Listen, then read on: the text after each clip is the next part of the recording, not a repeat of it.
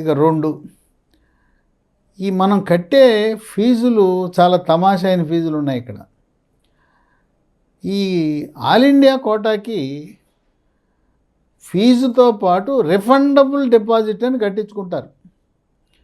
ఈ refundable deposit అడ్మిషన్ల ప్రక్రియ పూర్తయిన తర్వాత వచ్చే సంవత్సరం 26 జనవరి మార్చి మధ్యలో మనకు అకౌంట్లోకి వచ్చేస్తుంది.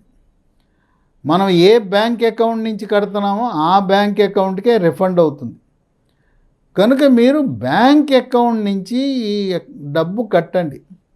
మీరు ఆల్ ఇండియా కోటాకి ఎంసీసీ వెబ్సైట్లో ఫీజు, రిఫండబుల్ డిపాజిట్ 2 కూడా బ్యాంక్ అకౌంట్ నుంచి మాత్రమే కట్టండి.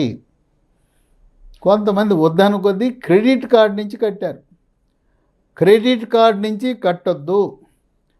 ఫోన్పే, గూగుల్ పే, పేటిఎం నుంచి అసలే కట్టద్దు. తర్వాత మీకు అకౌంట్ లేదు, మీరు వేరే వాళ్ళ అకౌంట్ నుంచి కడితే వాళ్ళ అకౌంట్కే రిఫండ్ అవుతుంది తప్పనిచ్చి మీ అకౌంట్కి రాదు.